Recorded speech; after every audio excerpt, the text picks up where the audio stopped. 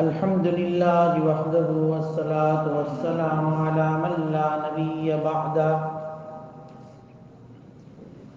وعلى آله وأوفه وحده.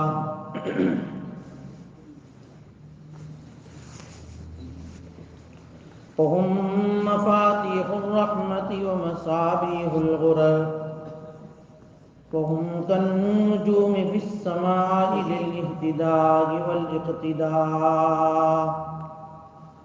أما بعد فأعوذ بالله من الشيطان الرجيم. بسم الله الرحمن الرحيم. فإن تولوا فقل آذنتكم على سواء وإن أدري قريب أم بعيد ما توعدون. صدق الله مولانا العظيم.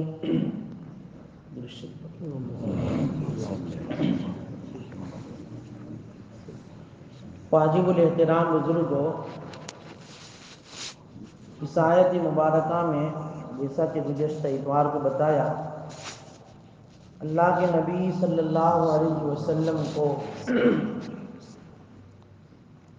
خطاب ہے کہ نبی جی اگر وہ روگردانی کر رہے ہیں، آپ نے جو پیغام، جو احکام، جو باتیں ان کو بتائی اس پر عمل نہیں کر رہے،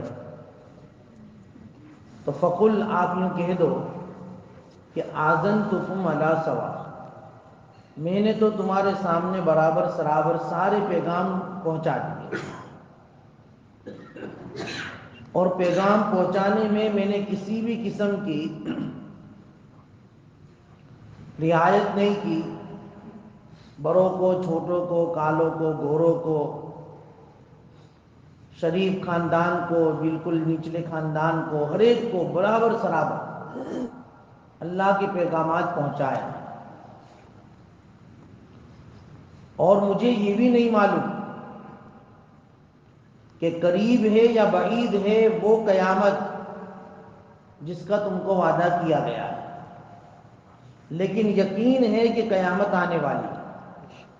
جو پیغام میں نے تمہیں بتائے ہیں، اگر اس پر تم عمل کرو گے تو قیامت کے دن بہت ہی خوش و خرم رہو گے، اور اگر تم نے اس سے روگردانی کی تو وہاں پر تم کو اس کا خمیازہ بھگتنا پڑے گا. اب وہ وعدے کا وقت کب آئے گا یہ تو کسی کو نہیں معلوم. اب قریب ہے کہ دور ہے، قریب ام بعید ما توعدون، وعدہ بالکل پکا ہے، آنا وہ تو یقینی ہے. اور ہم تمام کو معلوم ہے کہ قیامت آنے والی ہے، حساب کتاب ہونے والا ہے، اللہ کے سامنے ہر ایک کی پیشی ہونے والی ہے. آپ علیہ الصلوۃ والسلام کا ارشاد نقل کیا تھا کہ اللہ اور بندے کے درمیان کوئی بھی ترجمان نہیں ہوگا، ڈائریکٹ بندہ اور ڈائریکٹ اللہ. اب اللہ کے سامنے بندے کی جب پیشی ہوگی، کھڑا ہوگا، حدیث میں اس کی کیفیت بتائی، سامنے اس کی جانے والی ساری نیکیاں ہوگی جو اس نے دنیا میں کی تھی، پیچھے اس کی ساری برائیاں ہوگی، دائیں طرف جنت ہوگی، بائیں طرف جہنم ہوگی. اب جو ہے فیصلہ اس کے ہاتھ میں ہوگا.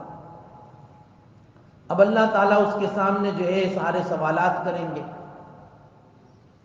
اور حدیث میں عبداللہ ابن مسعود کی روایت جو ہم بیان کر رہے تھے اور سن رہے تھے کہ لا تزال قدم ابن آدم من عند ربه یوم القیامت حتی یسأل عن خمس،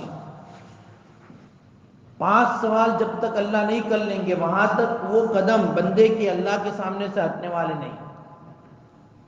اسی پوزیشن میں بندہ کھڑا رہے گا کہ اللہ اور بندے کے درمیان کوئی نہیں، سامنے نیکی، پیچھے برائی، دائیں طرف جنت، بائیں طرف جہنم. اور اللہ ڈائریکٹ اس سے پوچھیں گے ان عمرہ فیما افنا، زندگی دی تھی کہاں فنا کی، جوانی دی تھی کہاں اس کو گزاری، وان شبابہ فیما ابلا. زندگی اور جوانی کے متعلق تفصیل سے گزشتہ اتوار کو ہم نے سنا کہ زندگی کتنی قیمتی ہے، اس کا ایک ایک لمحہ کتنا قیمتی ہے، اس کا سوال ہونے والا ہے. اور اس زندگی کے لمحات میں اللہ تعالیٰ نے جو احکام فرائض ہم پر عائد کیے، اگر اس کو ہم بجا لائیں تو پھر اللہ تبارک و تعالیٰ کے یہاں سرخروئی ہوگی، سامنے جواب دینا آسان ہوگا۔ لیکن زندگی جو ایک امانت ہے، اس کو ہم نے اللہ کی ناراضگی اور اللہ کی نافرمانی میں گزاری تو پھر اس کا جواب دینا پڑے گا۔ اور اس پوری لائف اور زندگی میں جوانی کی جو قیمتی ساعتیں، گھڑیاں اللہ تعالیٰ نے مجھے آپ کو دی ہیں یا دی تھی، بوڑھے ہو چکے ہیں، جوان ہیں، اللہ تعالیٰ نے صحت دی ہے، تو یہ جوانی کے متعلق اسپیشل سوال، کیونکہ جوانی کا ہر کام بہت ہی زیادہ مضبوط ہوتا ہے، جوانی کی عبادت بھی پسندیدہ ہوتی ہے، رگوں میں خون جو ہے گرم گرم دوڑتا ہے، اس لیے یہ سوال اسپیشل جوانی کا ہوگا۔ تیسرا سوال جو قدم اپنے سے پہلے ہوگا، اللہ تبارک و تعالیٰ پوچھیں گے وَعَنْ مَالِهِ مِنْ أَيْنَ اكْتَسَبَ وَفِيمَا أَنْفَقَ، مال کے متعلق دو سوال، جیسا زندگی کے متعلق دو سوال، ایک پوری لائف اور اس میں خصوصاً جوانی، اور مال کے متعلق مِنْ أَيْنَ اكْتَسَبَ، کہاں سے مال کمایا، اور نمبر دو فیما انفق، کہاں خرچ کیا۔ ہم تو مقاصد اور مصاریف، یہ دو چیزیں ہیں یاد رکھنا، مقاصد اور مصاریف۔ مقاصد کہتے ہیں مال کمانے کے ذرائع، مال کمانے کی جو چیزیں ہیں، مال کمانے کی وہ ساری جو ہے چیزوں کے ہم محتاج، ہم پابند۔ اور مصاریف کہتے ہیں مال خرچ کرنے کی جو جگہ ہے اس کے بھی ہم پابند، کمانے میں بھی پابند، خرچ کرنے میں بھی پابند۔ مقاصد اور مصاریف یہ دو چیزیں۔ تو سوال یہ ہوگا کہ کہاں سے کمایا، دیکھو کب ہوگا، اللہ تعالیٰ اور بندے کے درمیان، کوئی ترجمان نہیں، ڈائریکٹ اللہ پوچھیں، ڈائریکٹ پوچھیں۔ مال دیا تھا، مال آیا، پر آیا کہاں سے بتاؤ ہم کو، کیسا کمایا؟ کیونکہ ہماری جو شریعت ہے نا وہ اتنی پاورفل شریعت ہے کہ اللہ نے کسی بھی طرح ہم کو تنہا چھوڑا ہی نہیں۔ اللہ کے نبی نے ہم کو تو مقاصد مصارف کے طریقے بتائے، کمانے کے طریقے بھی بتائے، بلکہ پریکٹیکل کر کے بتائے۔ اللہ کے نبی صلی اللہ علیہ وسلم نے کمانے کے طریقے کی بتائے، بلکہ کما کر بتایا۔ جاب کرنا ہو تو جاب کر کے بتایا، بزنس کرنا ہو بزنس کر کے بتایا، بزنس میں بھی پارٹنرشپ کر کے کرنا ہو وہ بھی پارٹنرشپ کر کے بھی بتایا، سارے طریقے بتائے۔ ملازمت بھی کی، جاب بھی کیا ہے اللہ کے نبی نے، بکریاں چرائی، پارٹنرشپ بھی کی ہے خدیجہ رضی اللہ تعالیٰ عنہ کے ساتھ، اور خود تجارت بھی کی ہے۔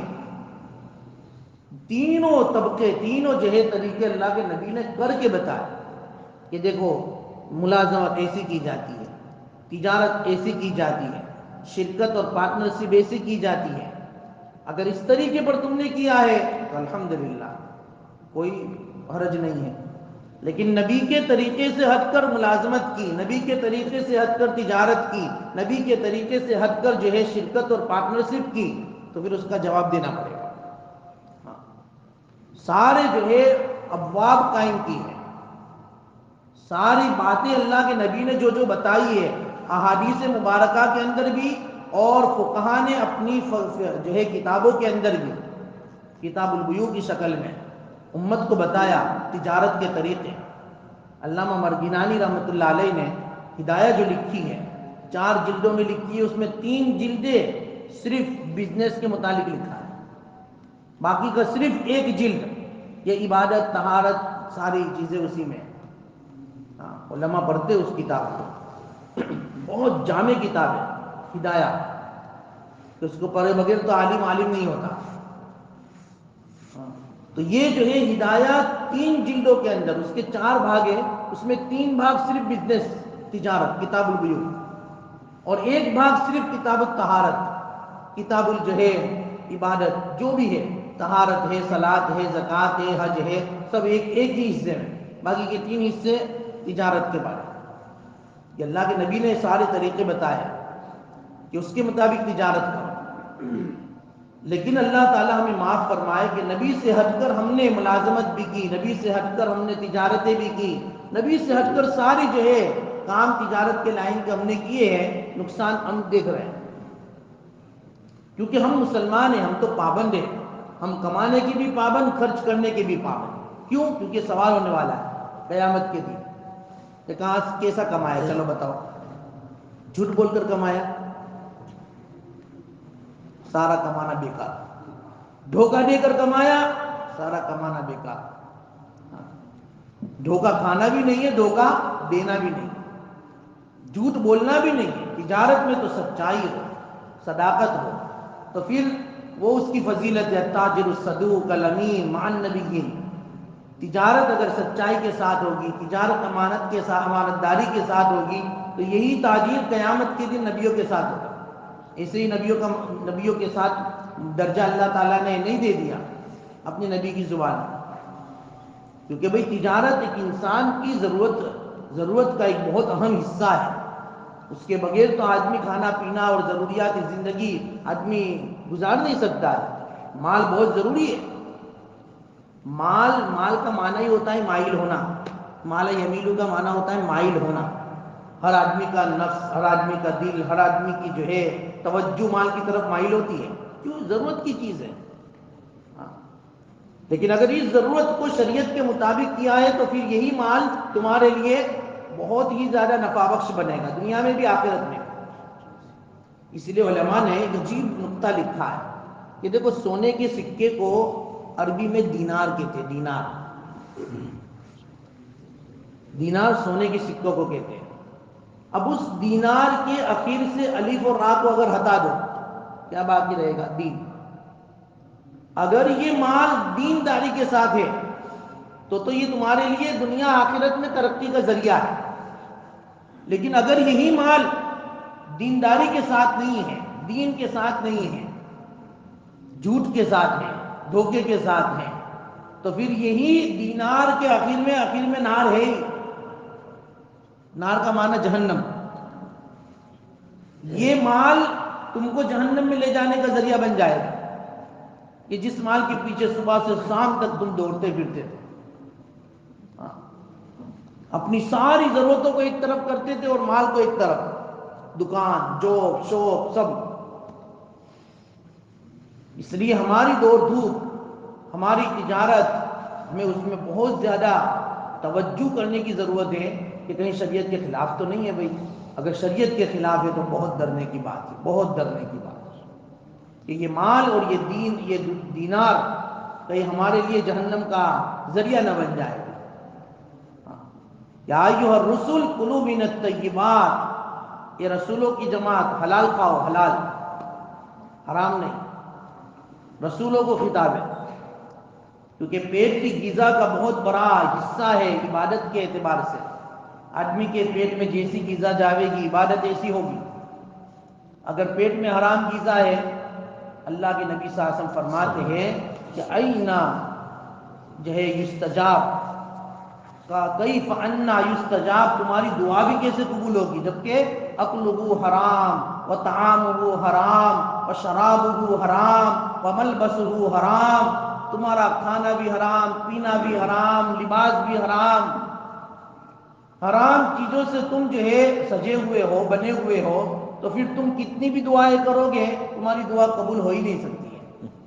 دعا کی قبولیت کے لیے عقل حلال بہت ضروری ہے، عقل حلال ہوگی تو دعائیں قبول ہو جائیں، اور اگر عقل حرام ہوگی دعائیں قبول بھی نہیں ہوگی۔ بہت بہت ڈرنے کی بات ہے۔ اس لیے اللہ تعالیٰ جو ہے قیامت کے دن پہل جو ہے تیسرا سوال یہ کرے گا، جوانی، عمر اور مال۔ مال کیسے کمایا؟ پہلا سوال تو یہ ہوگا، کیسے کمایا بتاؤ۔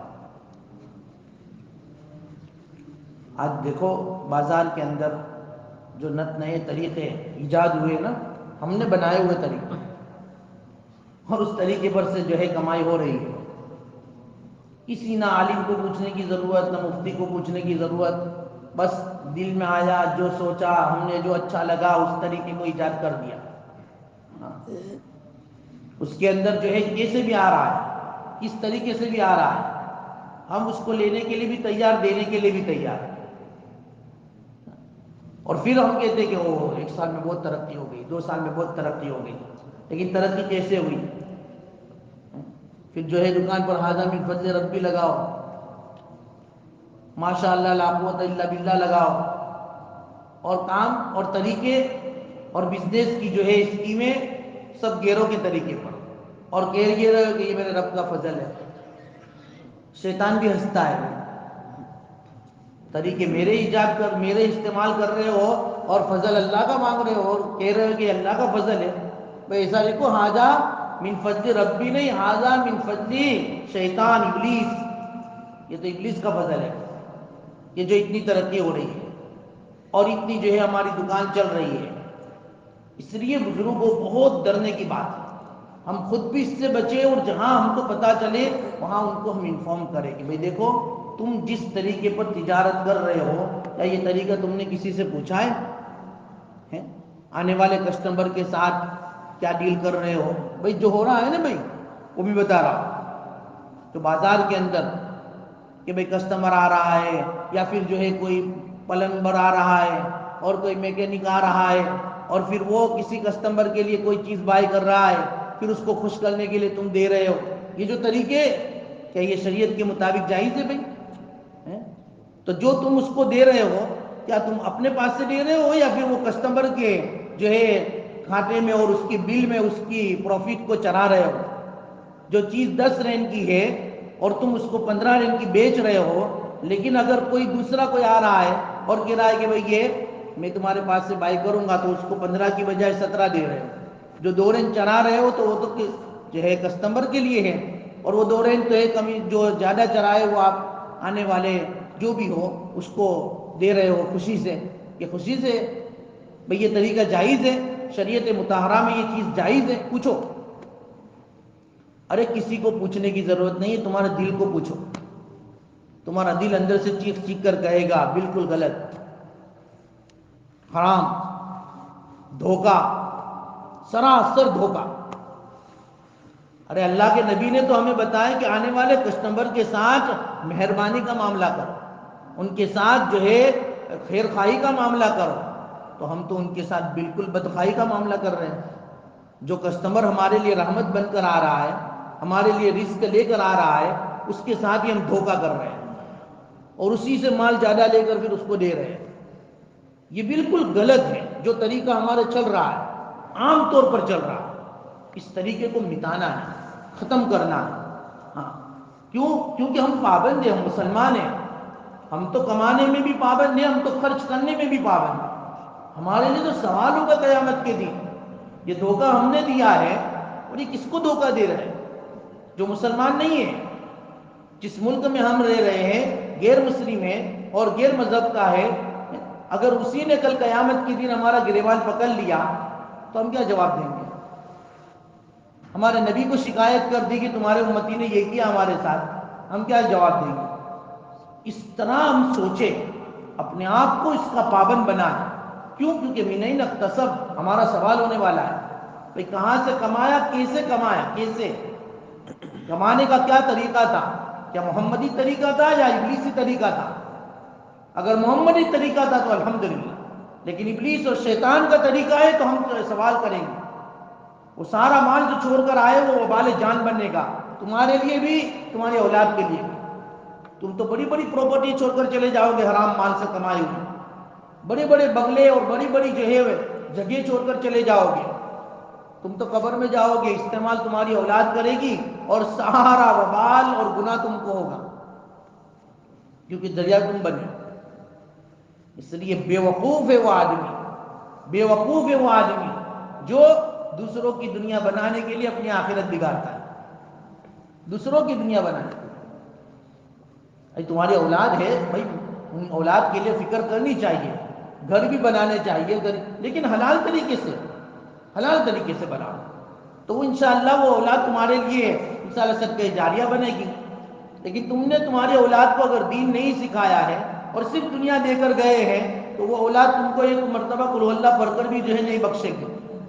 وہ دنیا میں ایسی مست ہو جائے گی اور یہ دیکھا گیا ہے دنیا کے اندر کہ جتنا مال چھوڑ کر جو ہے آدمی جاتا ہے تو وہ مالداری کے اندر اولاد جو ہے وہ دینداری اس کے اندر نہیں ہوتی اور صرف مال ہوتا ہے تو اس مال کی بنیاد پر وہ بالکل جو ہے دین سے دور ہوتی ہے اور پھر اپنے والد کے لیے اپنے خاندان والوں کے لیے کچھ بھی نہیں، زیرو۔ وہ پوری دنیا کما کر گیا، اب آخر میں سویا اور یہ جو ہے دنیا کے اندر ایسا مست ہے کہ ایک نماز پڑھنے کا بھی اس کو وقت نہیں مل رہا، اپنے والد کے بزنس کو سنبھال رہا ہے، اس کی دنیا کو بنا رہا ہے۔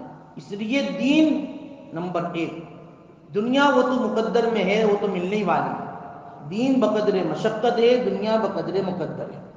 دنیا تو آنی ہے، تم کو دیا ہے، تمہارے اولاد کو بھی اللہ دے گا، ہاں، لیکن تم اپنی اولاد کی فکر میں دنیا کو اس طرح مت کماؤ جو شریعت مطہرہ نے جو طریقے نہیں بتائے۔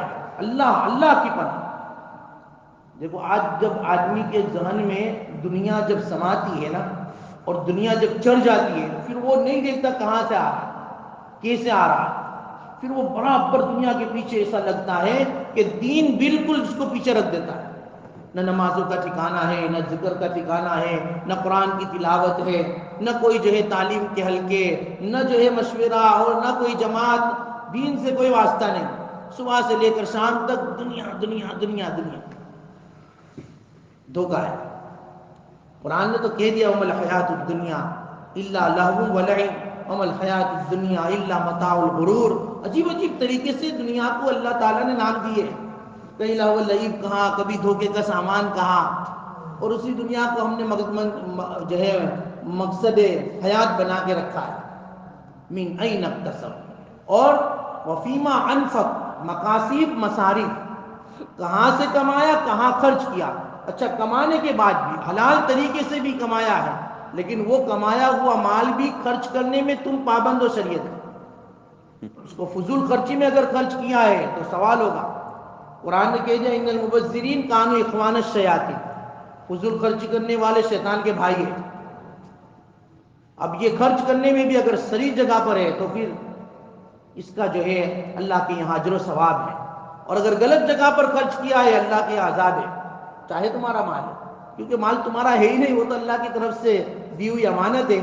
اس امانت کو اگر تم نے للہ اور اللہ کے راستے میں خرچ کیا، تفسیر عزیزی میں حضرت شاہ عبد العزیز محدث دہلوی رحمۃ اللہ علیہ نے 7 مصارف بیان کیے ہیں کہ بھئی ان تمام جگہوں میں خرچ کرنا یہ تو عبادت ہے، لیکن اس کے علاوہ عبادت نہیں ہے، جس سے کہ قرآن کریم میں بھی مصارف بیان کیے ہیں، تو کہ بھئی آدمی جو ہے صدقہ کرے، زکوٰۃ ادا کرے، عمرہ میں جائے، حج میں جائے، مساجد میں، مدارس میں خرچ کرے، سب عبادت ہے۔ کسی کے قرض دار ہے تو قرض کی ادائیگی میں خرچ کرے، عبادت ہے۔ کوئی محتاج ہے اس کی ضرورت کو پوری کرے، وہ عبادت ہے۔ اپنے پڑوسی کی ضرورت کو پورا کرے، اپنے رشتہ داروں پر خرچ کرے، اپنے اہل و عیال پر خرچ کرے، عبادت ہے۔ لیکن اس کے علاوہ بس ایسے ہی جو ہے لہو و لعب میں اور جگہوں میں جہاں پر خرچ کرنا بالکل ہم خود کہتے ہیں کہ یہ فضول ہے، جس سے کہ آج کل ہو رہا ہے شادیوں میں بڑے بڑے ڈیکوریشن کر کے اور اس طرح کے ناچ گانے کر کے جو دولتوں کو لٹایا جا رہا ہے، پیسوں کو ختم کیا، تو یہ ساری یہ فضول خرچی ہے۔ اس کا سوال ہوگا قیامت کے دن، اللہ تعالیٰ پوچھیں گے کہاں خرچ کیا بتاؤ۔ اسی لیے صحابہ کرام رضوان اللہ علیہ اجمعین نے یہ ساری باتوں کو نبی سے سیکھا تھا اور اس کے مطابق خرچ کیا تھا۔ صحابہ کا خرچ، حضرت حسن رضی اللہ تعالیٰ عنہ نواز رسول ہے نا، بہت خرچ کرتے تھے اللہ کی راہ میں، سخاوت بہت تھی۔ انہوں نے کہا کہ خرچ کرنے میں، بھلائی کے کاموں میں اسراف نہیں ہے۔ اسراف تو گناہ میں ہے، گناہ کے کاموں میں آدمی خرچ کرے وہ اسراف ہے، لیکن خیر کے کاموں میں آدمی خرچ کرے وہ اسراف نہیں ہے۔ خیر کے کاموں میں جتنا بھی لٹا سکتا۔ عبداللہ ابن مبارک رحمۃ اللہ علیہ کے زمانے میں ایک آدمی کو 700 درہم کی ضرورت تھی، بیچارہ مقروض تھا۔ عبداللہ ابن مبارک بہت کروڑوں پتی آدمی تھے، بہت مالدار، لیکن ساتھ میں دین بھی تھا۔ تو اپنے جو مینیجر تھے، مینیجر کو کہا کہ بھئی ایک چٹھی میں 60,000 درہم لکھ دیے کہ ان کو دے دو۔ وہ چٹھی جب مینیجر کے پاس آئی، منشی ہوتے تھے اس زمانے میں، منشی نے دیکھی، اس کو پوچھا بھائی کتنی ضرورت ہے، کتنا قرضہ ہے؟ تو کہ 700 درہم۔ تو انہوں نے دیکھا 7,000 لکھے ہوئے، تو ہو سکتا ہے عبداللہ ابن مبارک رحمۃ اللہ علیہ کی غلطی ہو گئی ہوگی کہ انہوں نے 7,000 لکھے، تو وہ گئے کہ حضرت اس کا قرضہ تو 700 ہے، آپ نے بھول سے 7,000 لکھ دیے۔ تو کہ نہیں بھول سے نہیں لکھے تھے، 7,000 ہی لکھے تھے۔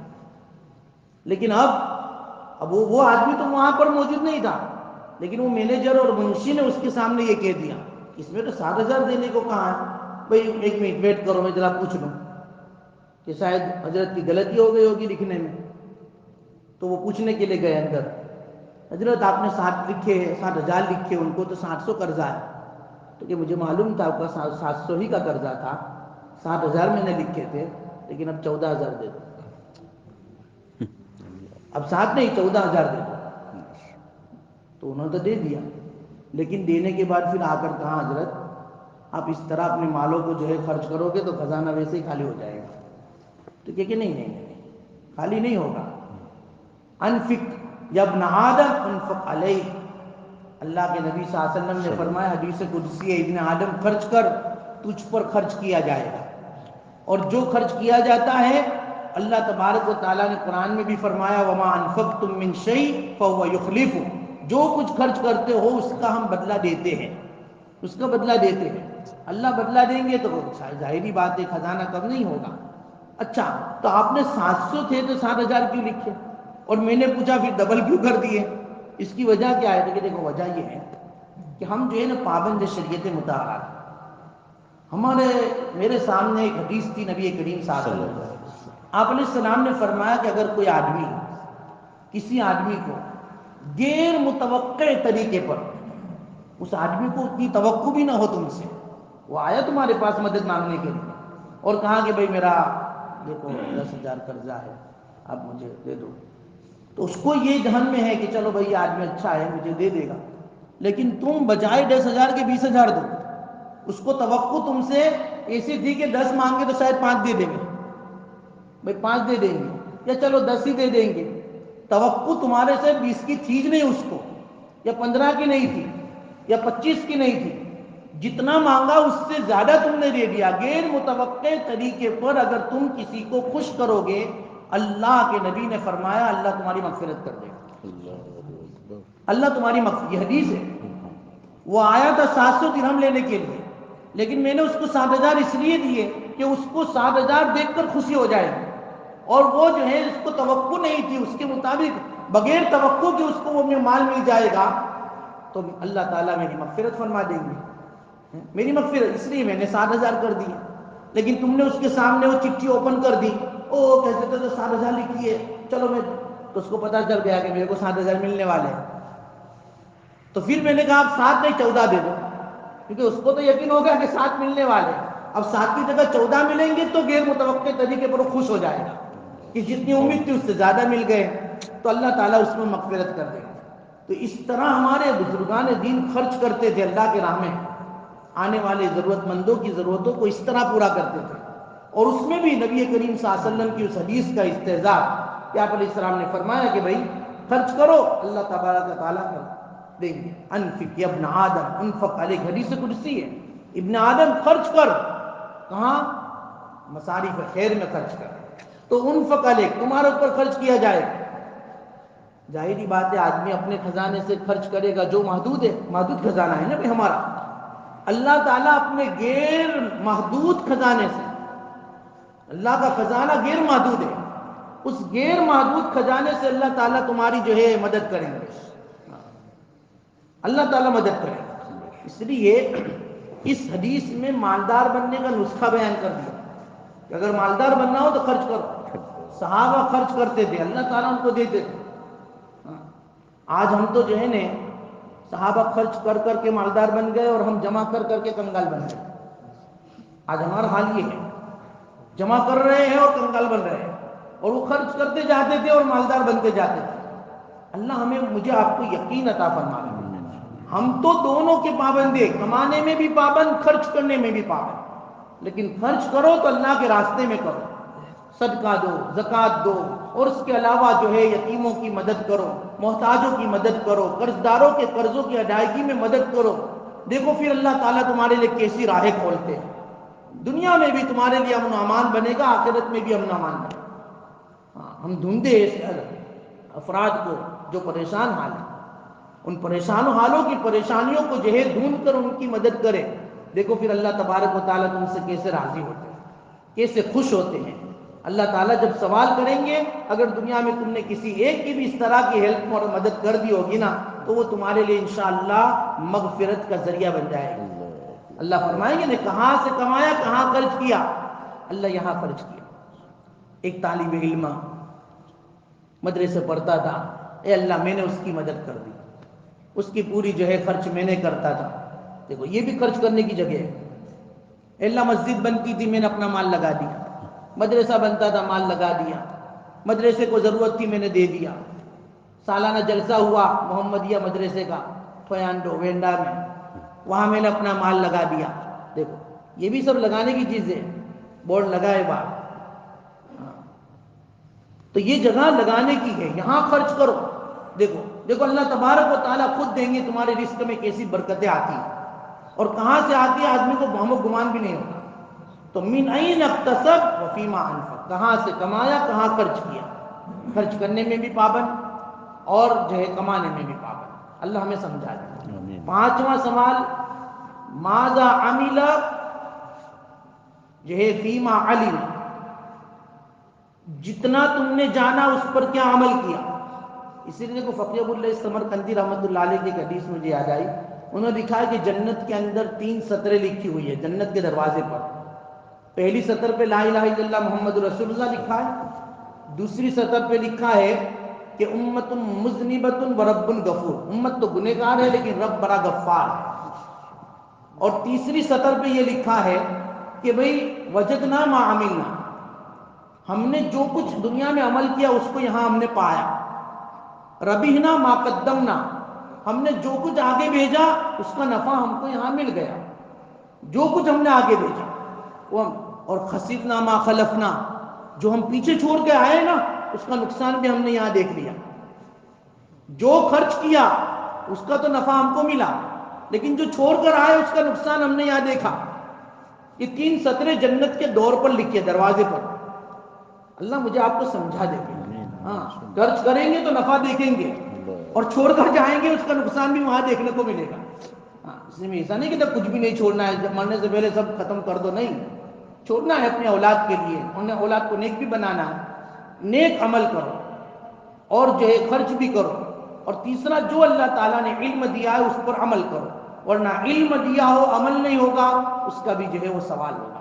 اللہ تعالیٰ یہ 5 سوال جو ہونے والے ہیں اس کے مطابق ہمیں زندگی گزارنے کی توفیق عطا فرمائے، اپنی عمر کو، اپنی جوانی کو، اپنے مال کے آنے انکم کے راستوں کو اور اپنے آؤٹ گوئنگ کے راستوں کو ہم بہت چوکنا سے دیکھیں، اور تیسری بات جو کچھ اللہ تعالیٰ نے ہمیں علم دیا ہے اس پر عمل کرنے کی ہم کوشش کریں۔ اللہ تعالیٰ کہنے سے زیادہ عمل کرنے کی جو ہے وہ توفیق عطا فرمائے۔ بقیہ تفصیل انشاءاللہ تعالیٰ آئندہ کو آپ کو کریں گے۔ 3 مرتبہ سورہ اخلاص پڑھ لے گئے۔ ہمارے عبدالغفور بابا کی ساس کا بھی جو ہے 2-3 روز پہلے انتقال ہو گیا، ان کے اصال ثواب کے لیے بھی، ہمارے جالی بھائی کو بھی انتقال ہو گیا، ان کی اصال ثواب کے لیے بھی۔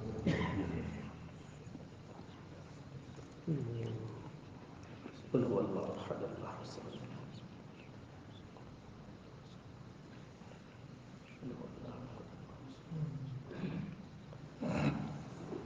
بسم اللہ الرحمن الرحیم، الحمد للہ رب العالمین، والعاقبۃ للمتقین، والصلاۃ والسلام علی سید الانبیاء والمرسلین۔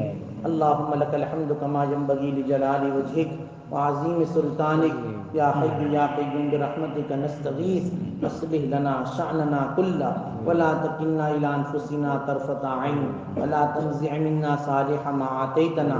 اللہم اغفر لنا، اللہم اغفر لنا، اللہم اغفر لنا وللمؤمنین والمؤمنات والمسلمین والمسلمات الاحیاء منہم والاموات انک سمیع قریب مجیب الدعوات۔ اے اللہ ہمارے گناہوں گناہوں کو معاف فرما، خطاؤں سے درگزر فرما، پڑھی جانے والے سورہ اخلاص کو قبول فرما۔ اے اللہ اس کا ثواب، اے اللہ دونوں مرحوما کو جس کا جو ہے نام لیا گیا، اور اے اللہ ہمارے مشتاق بھائی مرحوم کی جو ہے اہلیہ جو ابھی کل گزشتہ انتقال ہوا، ان کو بھی اے اللہ اس کا ثواب پہنچائے۔ اے اللہ ان تمام کی مغفرت فرما، تمام مرحومین کی مغفرت فرما، جنت الفردوس میں جگہ عطا فرما۔ اے اللہ پسماندگان کو صبر جمیل عطا فرما۔ اے اللہ انتہائی نظر تک قبر کو کشادہ فرما۔ اے اللہ ان کے بیماری کے ایام کو اے اللہ ان تمام تینوں مرحوموں کے لیے اے اللہ ذریعہ مغفرت بنا، رفع درجات کا ذریعہ بنا، رفع درجات کا ذریعہ بنا۔ اے اللہ موت سے پہلے موت کی تیاری کی ہمیں توفیق عطا فرما۔ اے اللہ جو سوالات ہونے والے ہیں اس کی تیاری کی توفیق عطا فرما۔ اے اللہ موت اور بعد الموت، اے اللہ موت اور ما بعد الموت کا استحضار ہمیں نصیب فرما، اس کے لیے تیاری کی توفیق عطا فرما۔ زندگی کے قیمتی لمحات کو اعمال کے ساتھ وصول کرنے والا ہمیں بنا، اے اللہ وصول کرنے والا ہمیں بنا۔ اے اللہ ہمیں حلال اور پاکیزہ رزق عطا فرما، حرام مشتبہ رزق سے ہماری حفاظت فرما۔ اے پیارے اللہ عمل والی زندگی بنا، اے اللہ بے عملی زندگی سے ہماری نسلوں کی حفاظت فرما۔ اے اللہ ہماری نسلوں کی حفاظت فرما، وبا بلا کو ختم فرما، اور اے اللہ امن و امان کا اور چین و سکون کا، عافیت کا ماحول قائم فرما۔ اے اللہ جو مانگا عطا فرما، مانگنے سے رہ گیا وہ بھی عطا فرما۔ ہماری دعاؤں کو اپنے فضل و کرم سے نبی کریم صلی اللہ علیہ وسلم کے صدقے طفیل میں قبول فرما۔ اللہم ربنا تقبل منا انک انت السمیع العلیم وتب علینا انک انت التواب الرحیم۔ صلی اللہ تعالی علی خیر خلقہ محمد وآلہ وصحبہ اجمعین۔